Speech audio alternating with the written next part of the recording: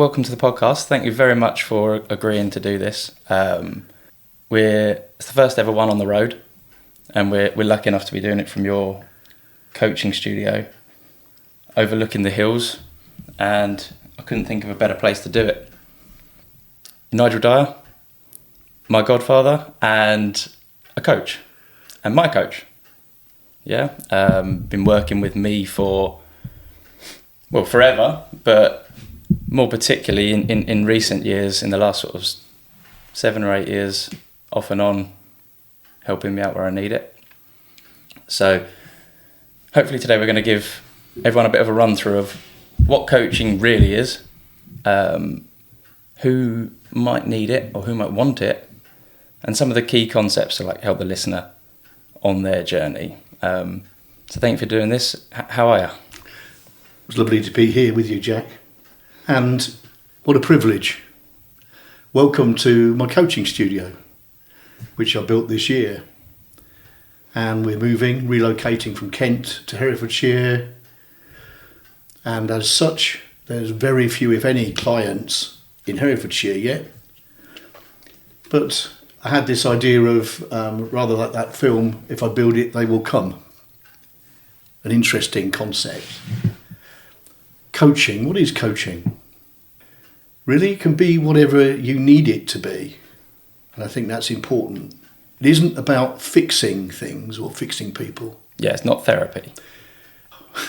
There can be a therapy that we get from by being here, by doing it. A therapeutic process. A process, but it isn't. We don't set out to be therapy. It's not clinical. No. What it is to offer a safe, non-judgmental space for reflection, for exploration, for examining something that we are maybe not totally conscious about, but we have a feeling for.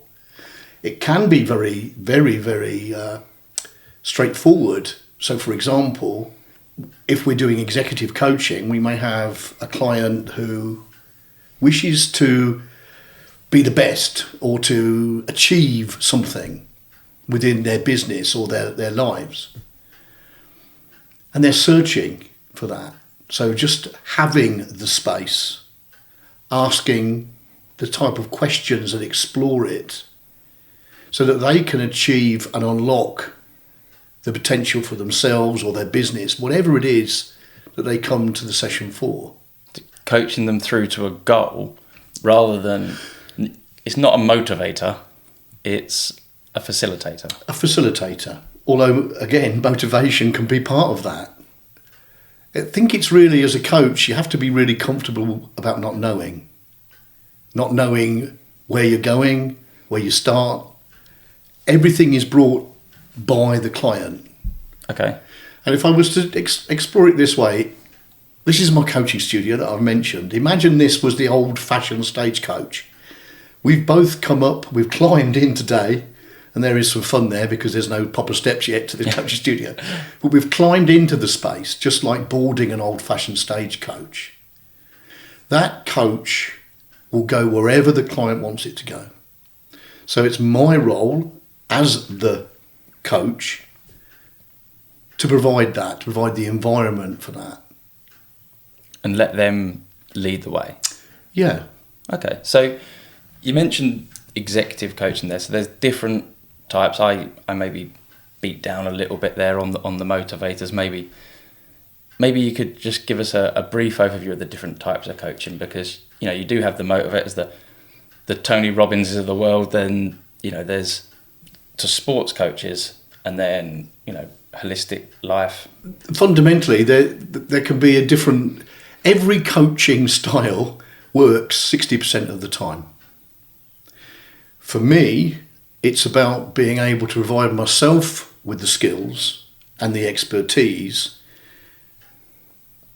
to know or to experience knowing how to move it forward when things get stuck. Okay, so if you're in a session and somebody's if they're not maybe opening up, they're not being honest with themselves, that's your job then to start picking away and see how you can get that. Yeah, and it's interesting when you say not being honest with themselves, because in a sense that's already bringing into the equation a sort of a judgmental factor. Right.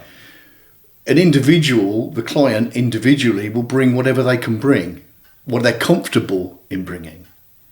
So it's my role to first of all support them to be as comfortable, to be as calm, to be in the right state, to be able to begin to explore and to unpick what it is they're there to achieve. They may not know what that is. I certainly don't. It's not my job to second guess it. My role is simply to be and to support.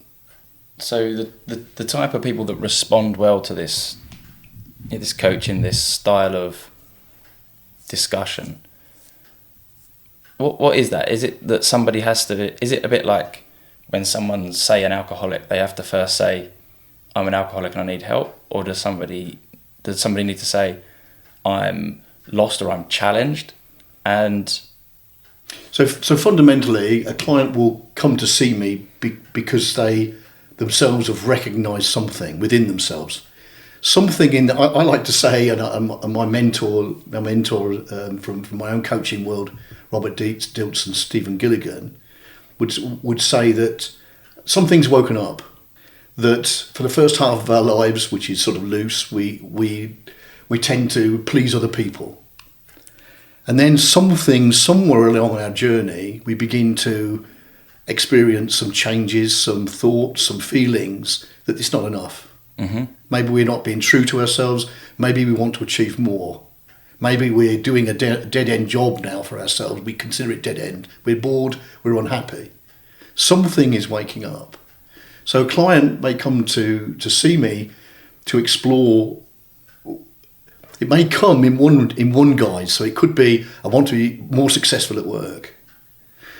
When we start to work together, maybe, and it is just a second, I'm just making it up now, that it could be that something blocking that. It may not be that. It may come out as I want to be more successful. They're using work as an outlet. Yeah, but may not be aware of that. And that's fine. Everything is fine. So it isn't about fixing, it's about unlocking, about welcoming whatever's there so that it can be explored. Some of the most uncomfortable things that we explore is what makes us uncomfortable can be our map of the world tells us one thing. I can't be like that. That's not the way I am. And yet that's the way I must be, a little bit more. I'm getting complicated here, but I like to use 3 archetypes: fierceness, tenderness, and playfulness. All 3 are really important. But we may have a default. We may feel that actually, I'm really tender as a person. So I've had these explained to me before, but for maybe those that haven't picked it up from that, these are aspects of personality or skill set that you employ or deploy in a situation. Yeah, so let's go right back. We have a map of the world, and that map of the world has been created with us through every experience we've ever had. Even before we were born, we would have heard sounds which will influence how we are, how comfortable we feel inside the womb, for example. As soon as we're born and we open our eyes, we begin to start seeing things. So that communication enters into our system. All of the inputs are building this neural network. That's right. Everything amalgamates together. So our experiences teach us how we need to be. So it's really interesting that parents know when their children are crying as babies, whether it's a cry because they need feeding, or a cry because they need changing, or a cry because they're bored. And they react to their child, they respond to their child with love.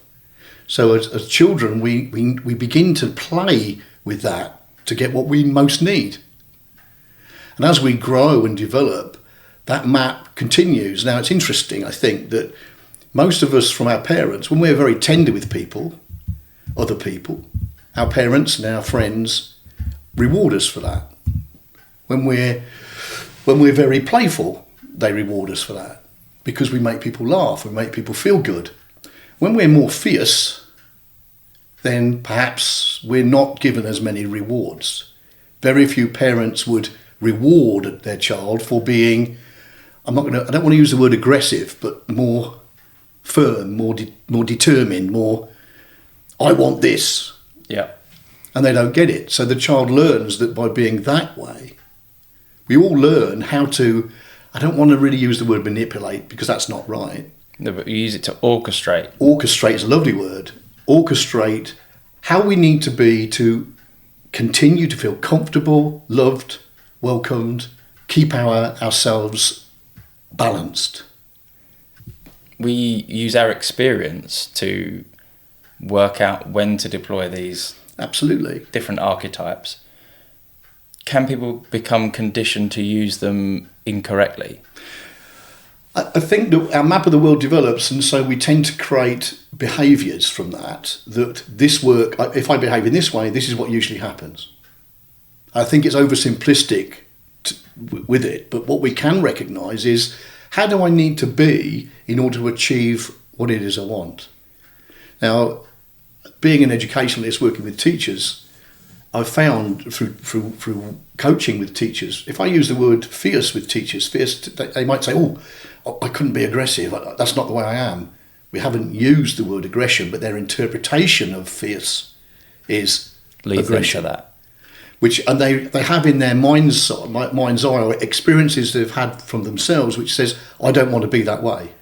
I don't want to be that person. I'm not that teacher. I'm not the grumpy, the aggressive teacher. No, and that may not be from teaching. It may be in their own personal world. So this is where things get quite complicated. A client may come to see me because of work, but what actually is blocking is something that is related to something completely different. And so we invite whatever's there, and it doesn't have to be through words, because words can be hopelessly inadequate. When we use the word fierce, it can mean, when we feel that word, we associate with everything that's ever happened to us with fierceness, and it can frighten us. Challenge is a good word to use. When we use the word challenge with people, how do you feel about challenge? Oh, I love challenge. Challenge is great. Or, oh, no, I don't like being challenged. It makes me feel uncomfortable. Our map of the world. It's the same thing, but two different responses. Absolutely. And we can have more than, it's not just one simple response. It's depending on the circumstances we're in, depending on how the state we're in. And this is where it comes back to the coaching. As a coach, it's my job to support the client to be in a balanced coach state, to be able to welcome in. So let's talk about coach state. Give us a quick rundown of what coach state is. Well, coach state, the C of coach stands for centred, grounded. So, for instance, at the beginning of a session, I'd invite both myself and my client just to breathe. Close our eyes, feel our feet on the ground. Listeners may be aware of mindfulness. It's the first simple stages of mindfulness. Coming home to self, I like to call it. Centering. Connecting with the breath. Connecting with the breath. So that's interesting. So C is centred. Centred down. Feel connection with the earth. The O is open. Open to everything around the sounds. We're in this beautiful setting. Open to what we can see. How does that make me feel? Bring it down. It isn't just about my head brain. It's about how does it touch my heart? How does it touch my belly? For me, the head is very much associated with playfulness, everything flying around. The heart, tenderness. And the belly, fierceness. It's interesting when we listen to a singer or somebody who's reading a play or something, how when they're performing, how the best doesn't come from just the head. It comes from somewhere else. This is what we call either something that comes from the heart or a gut feeling. A gut feeling, a real performance comes from somewhere else. And we take notice, we feel it, we don't just hear it. Yeah, they're not at that point, they're not just doing their job, it's an act, it's an art. It's an art. I really believe that life is a performance art. So how do we need to be to live our lives the best way we can? So that's the openness to explore those feelings. Openness to everything that's here. Okay. So that's the O of coach. So we're centered, open. The A is being aware of what that is. Aware in this beautiful setting of the nature. Aware of the vastness, aware of how small we are, but aware and connected. There's the last C. So we've got centered, open, aware, and connected to everything. And the H is hospitable, welcoming everything that's here. And that's not just the good things. So in this coach state, we're able to welcome those things that make us feel a little less comfortable, the things that are stopping us from. We may describe them as there's this cloud hanging over me, there's this weight pushing down on me. Yeah. There's this feeling inside me that's like a... So before we got started, I described something as plaguing me. You did, and I made a comment there. I love that word plague. Interesting. What does plague mean? What is it that's there that is interrupting? Yeah, and it was good to talk it through, because we went through several of those aspects and decided that it might have been plaguing me, but in this instance, it was forcing me to achieve what I wanted. Yeah, it was playful, if anything. That's right. It was the way you said it, and that's it. This is what I believe with coaching. It isn't just the words that people use; it's the expression, the tone. And so my role is to notice how my client is, because we're prone with these maps of the world to go in what I call crash state. Okay, so I wanted to look at this crash and coach. Yeah, so please. So earlier when you mentioned the plague, I was sort of just considering how much of a crash that brought to you.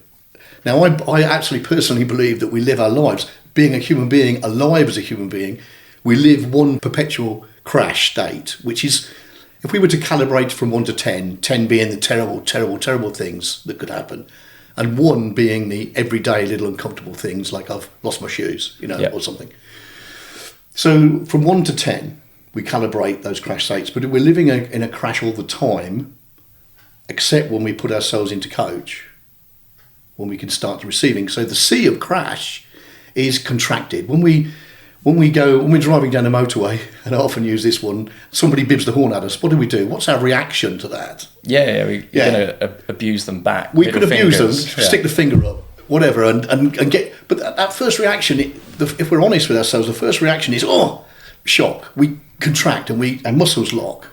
And that's not very comfortable. That's the C, we contract. The R is react. It's almost instinctive. It's like it's an instinct. It's the way we are. Is it a survival mechanism? Lovely. Survival mechanism, exactly what it is.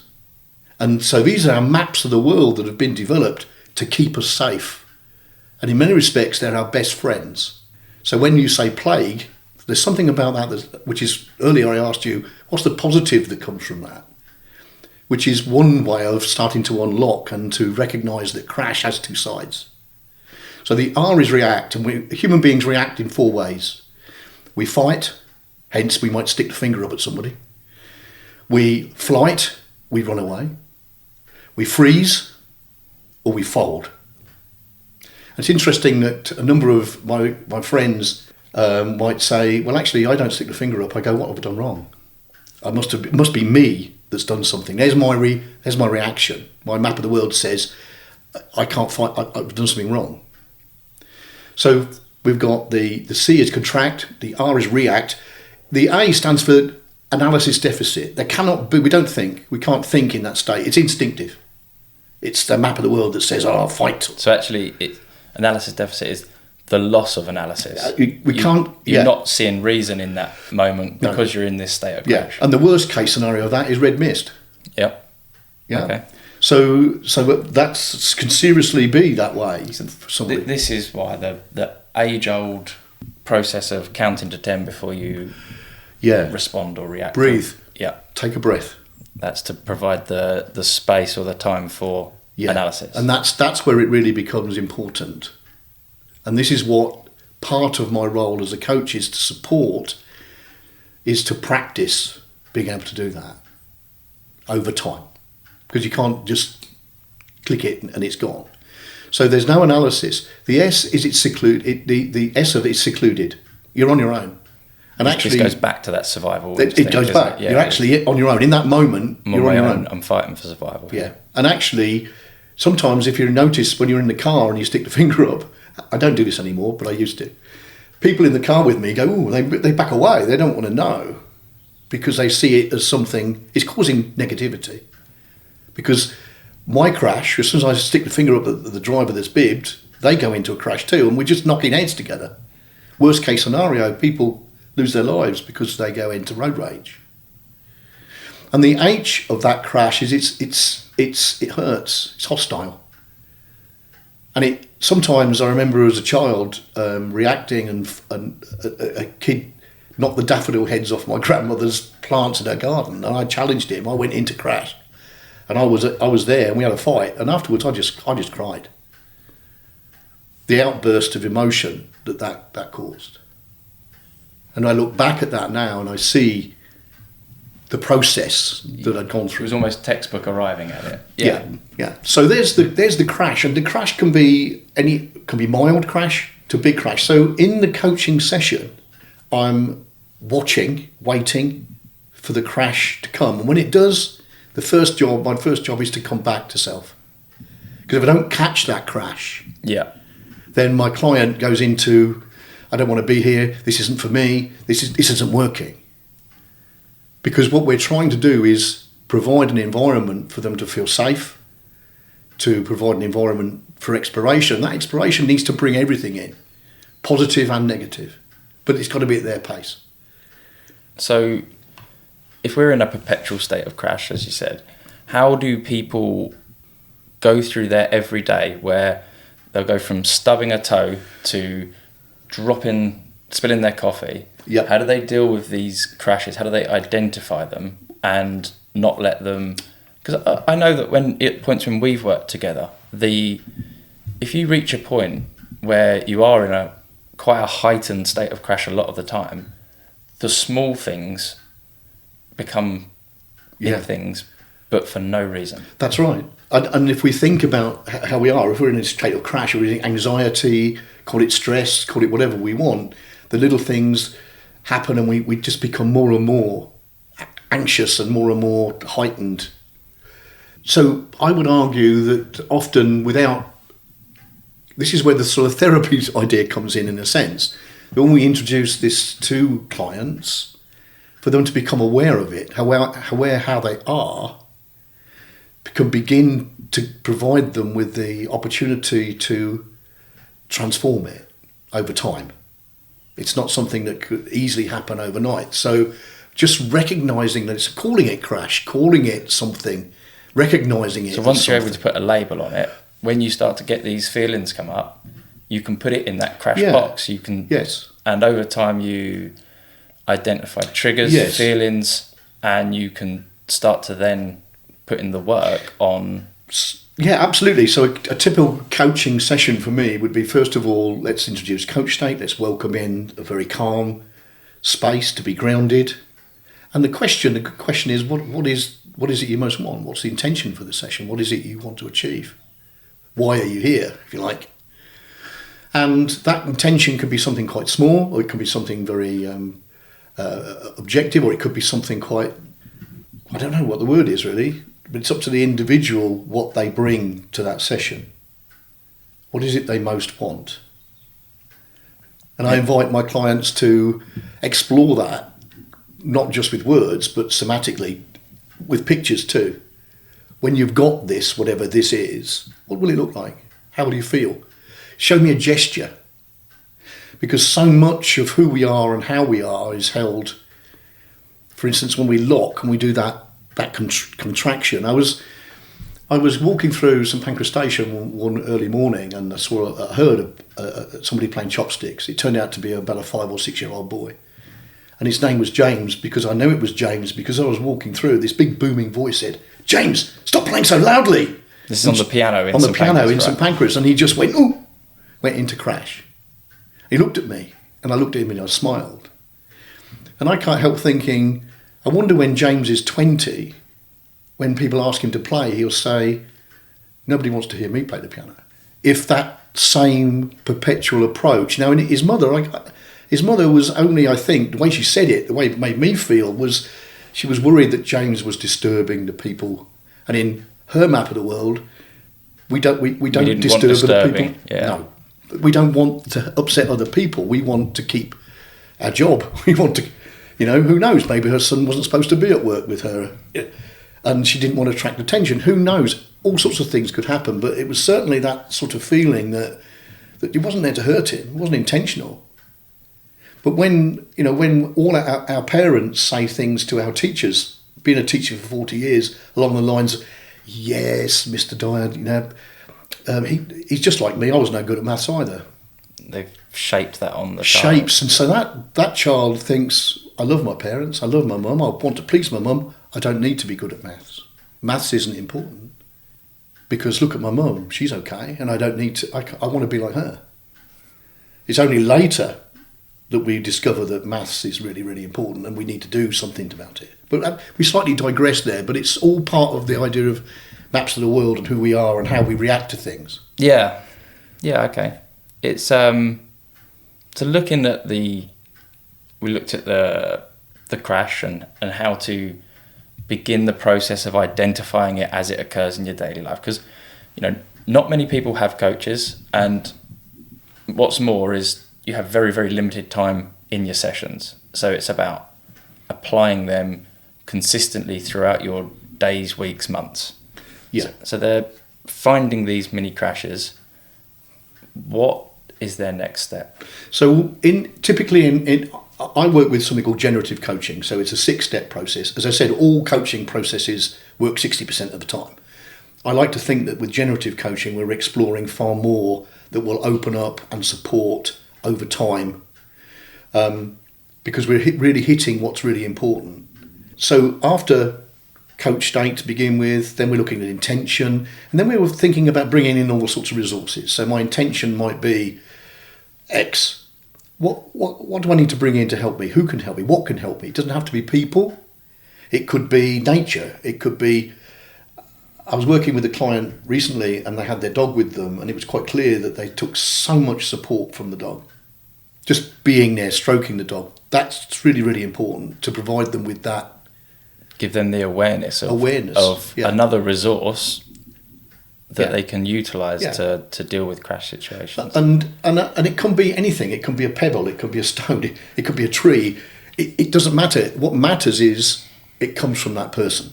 Right. So, because I was gonna ask to apply it in an interesting way, because you could say, oh, Jack, when you're in a meeting at work, you might have that, and probably when you're sat down in those meetings, they can be intense, they can be hard, but you probably have got the awareness about you to identify and collect. But say if you're in a more high pressure situation, so for example, if you're playing football, and you mentioned red mist, and how many times have we seen people end up with red cards through poor judgment in bad situations? David Beckham, in the World Cup with Simeone, it's a definite result of being in a crash. How does somebody like that, whilst they're trying to keep their adrenaline up? So it's really interesting, because I think, again, it's really difficult to do something as a one-off. Let's go back to the meeting idea, because everything's very similar. Let's start with the meeting, because it can be done on the football pitch too, but it has to be practiced. I had a client who I worked with who came to see me and said, look, Nigel, I'm really struggling with this member of staff, and I can't help but react to where they are, and they just wind me up, and I get angry, and when I get angry, I say the wrong things, and it deteriorates the meeting. I don't want that to happen. I want something different. So we explored what that something was. So that person's come in open to change, which is the great start. Yes, absolutely. So we've explored it together. What do you want success to look like? What's the intention? It's going to look like this. And when you've done that, how will it feel? I feel so much better because I'm in control of me now. Great. Okay, so talk me through it. We go through it, and what's the resources you need? And she actually said, well, look, next time we have a meeting, a senior leadership meeting, can you be a resource? I said, yeah, sure. And we explored it. So in the end, what I did was said, when you begin to get that feeling, you're going to need to show me in some way that you're getting that idea, that feeling. So she said, well, I'll touch my ear, which was a resource. It's a resource. I'll touch my ear and you'll respond to me. So I was in the meeting. That's instantly put that link in her brain, which is associate this feeling with doing that. So you're aware of the feeling rather than it rushing through you. That's right. Before it begins to overtake, I've done something about it. That's the sort of really important thing. So then I said, okay, so what I'll do then is I'll look into the corner. And I'm going to invite, by doing that, I'm going to invite you to do the same thing. And when you go to the corner, I want you to take yourself back into coach state. Let's think about what that might look like. Where will you go? And so in coach state, very often, I'm asked, it could be somewhere in nature. It could be the mountains. It could be by the sea. It could be in this view here. It's not for me to say where it is. It's for my client. I love the sea. I love the forest. Let's use the forest. I want you to visualise the forest. I want you to, can you smell the forest? What does it smell like? What colours do you see? Is there anybody with you? What's on the ground? What's the weather like? And to bring this into their state so that when they look into that corner, they're taking themselves to that forest just for a little while, just to take them back into. That's enough to give them a little reset. Yeah. Okay. Just a reset. Exactly right. It's a reset, an anchor, as they call it in NLP. It's an anchor, just to say this is how I want to be, and in the same way that maybe that member of staff that infuriates a person was an anchor in the other direction, yes. Which was, when I see you, I'm infuriated. Absolutely, but they're not working with me. Yeah. And it may not be that they wanted to infuriate. It's just the way they was infuriating. Yeah.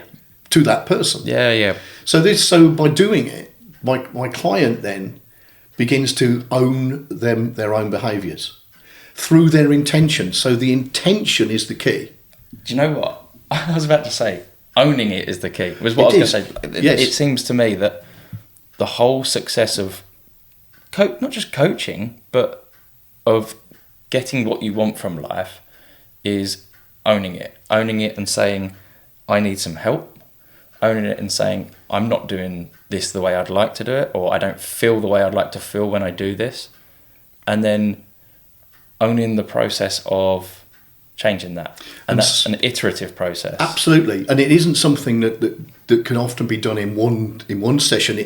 Things have got to be introduced and welcomed, and the felt sense that this is okay. What used to be scary to me now, I can now hold in a space. Quite often at a coaching session, I'd invite my client to welcome in whatever's feeling uncomfortable and park it somewhere.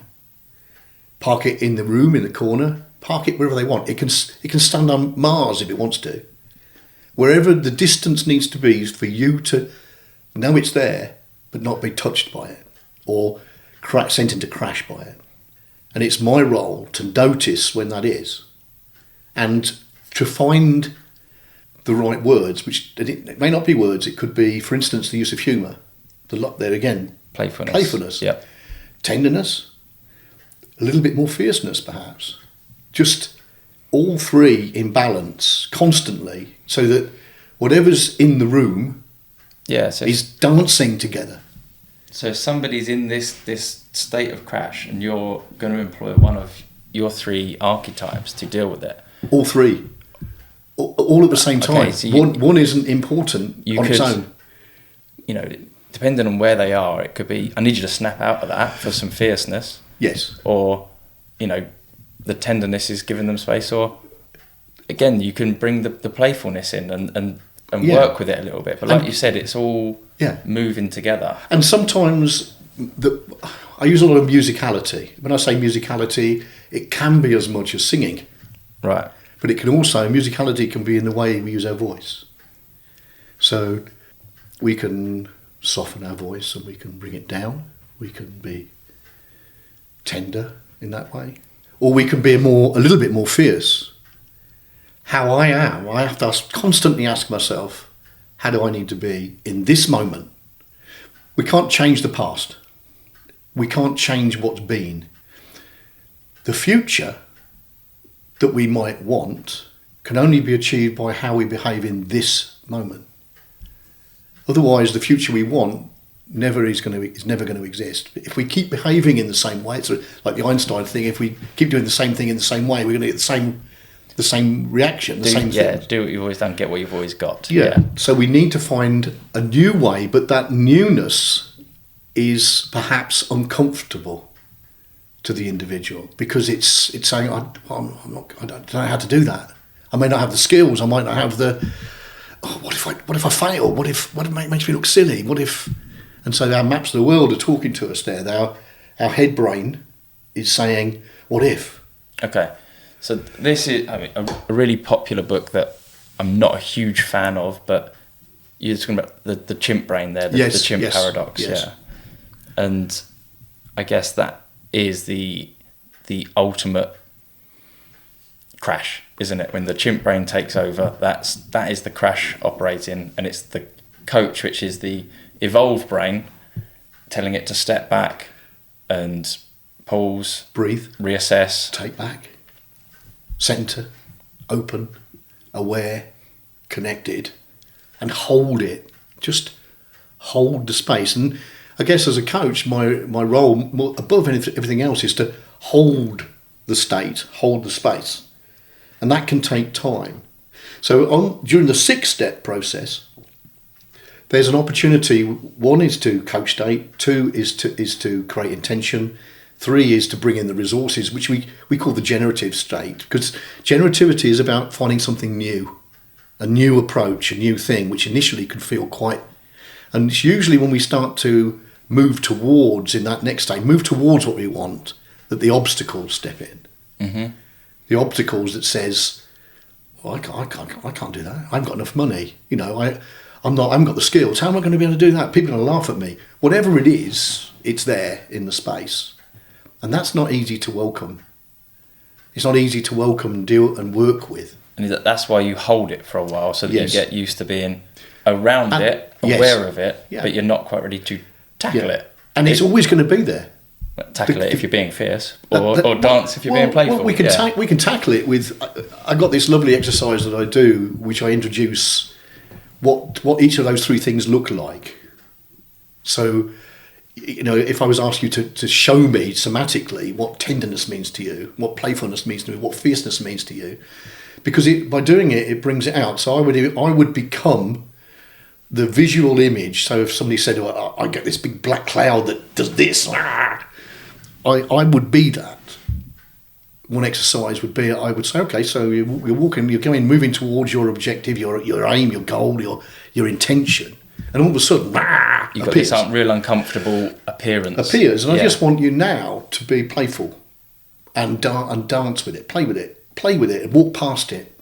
Just be and show it that somatic gesture. And when you're finished, tell me. We do all 3. And then the last time we do all 3 together with it. And what it introduces is the idea that the individual has all those 3 things in their armoury, has those 3 resources. And when they present it to whatever it is, they begin to see that they have everything they need to at least let it in, be with it, maybe even find a way to transform it. A number of people that have said, that big black cloud doesn't feel so big anymore. It doesn't feel so. But the final part of the puzzle, it's not really a puzzle, but the final part of maybe the session, is to what are we going to practice on a daily basis to remember and to work with this? How are we going to work with it? How are we going to, as you said earlier, how are we going to step back when the feelings start to come in? How are we going to remember what it is we're trying to do? So there's a mental health video that they use in construction a lot, and what you talked about, the storm cloud, talks about as a big black dog. Yes. And I'll find the video and I'll link it in the show notes because it's incredible. And as this person learns to work with that feeling, the size of this dog decreases through the video. Yes. And it's quite an impactful video. We show it quite a lot in the construction industry.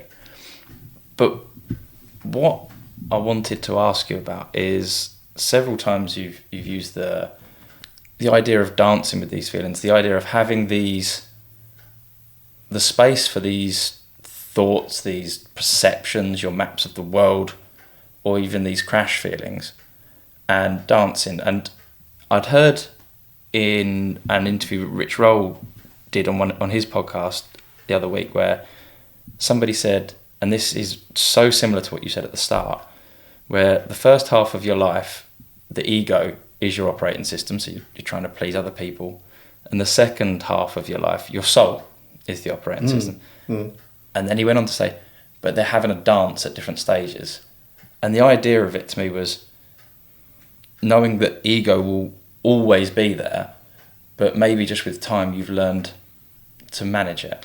Yeah, and if we call that partly our map of the world, it's so complicated because it brings in everything. Everything is dancing with everything else all the time. But we have to allow it in. We have to. And one of the things I think that crash does is we must be in control. We must be this way. We must do that. We must do this. But actually, when we create that, the crash is already there. What if I don't do it? There's two sides to everything, always. Nothing is ever black and white, good and bad. There is a degree of calibration to everything. And that's what I sort of mean by the dance. The dance of recognising that everything has its space and its position. And we need to consider all of that all the time, not push it away. Because one of the common things I think we do as human beings is to push away the things that frighten us or to hurt us. Interestingly, you said earlier, which I really didn't answer, was what do we do when we feel that crash? Well, people smoke, people drink, people turn to drugs. We know that in their extreme forms, these things do us a great deal of harm, but yet we still go and do it. It makes us feel okay. It makes us feel normal. It makes us feel comfortable. It answers the needs of love and satisfaction that we need. So we go to them. And we don't know why we go to them. Right. We just do go to them. And we constantly go there. So what's the opposite position? What's the positive channeling of that? Once you've identified them as being, people refer to them as crutches, in life. Yeah. Once you've identified that you've got these negative crutches, I'll answer it. This is really quite intense. One of the things that Stephen Gilligan said, which made a massive impact on me when I was working with him. Most people die with the music still inside them. And another thing, which is a little bit more playful, is nobody lies on their deathbed and says, I wish I'd gone to work more often. Yeah. Now, when we begin to unpick that, we really see the intensity. So what stopped me from sticking the finger up in the car? My intention is to live till I'm 90 and continue this work supporting people becoming the best they can be. To actually unlock for people what the music is and support them to play that music. So they live their life really, really understanding what they've been here to achieve. My dad plays jazz music and he's 90 now, but he still plays the harmonica. And when I listen to him to play, I'm listening to his soul. So my dad has that in his life. I wish that everybody could have that, what it is that they're here to be able to really live to do. So with that intention, when somebody bibs the horn at me now, and they do, on the road, it serves no purpose. My sticking my finger up serves no purpose. I have no room for it in my life anymore. Through your practice, you've been able to gain this perspective that does not feed your intention. No. So my intention is, so if it's got nothing to do with my intent, why would I even bother to do that? I'm much more these days, I now would go, and I often use this when I'm working with clients, that's interesting. Wonder what's happening there. Have I done something wrong? Or what I've noticed is these days is that it's usually because somebody wants to get somebody somewhere faster than me and I'm in their way. It's not my crash. It's their crash. And if I react, if I go into crash over their crash, I'm just serving... Now there's two people. There's two people in crash. So my whole thing, one of my big things is, if we're going to save this planet, we've got to work collaboratively. We've got to start working sustainably, collaboratively together. I can do a lot on my own, but together we can achieve a hell of a lot more. And that is my intention for this work, is to support people to be the best they can be and to understand what crash is to them and how they can begin to welcome it, because there's two sides to it. One side is it makes me feel uncomfortable. The other side is, as with your plague, it means that I get the best out of my life. So this is something that, even we worked on 7-8 years ago, and it's about understanding not what you want right now or not what you think you want, but what you most want. Yeah, what you most want, but if we're going to realise that, we've got to become it. It's Mahatma Gandhi. You've got to become first of all, you've got to become what you want to see in the world. I have to be it now. I have to live it, behave in that way in every moment now for the future to be realised. And when you do that, you sort of realise that you're here already. What it is you want to happen is happening right now.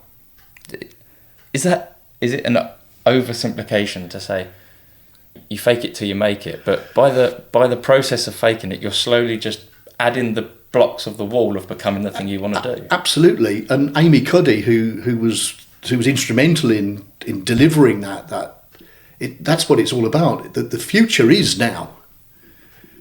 And time won't stand still. But if I'm able to be the best I can be in this moment, then the future I want to have will come.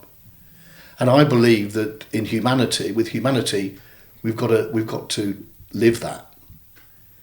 Because if we don't, there isn't a future.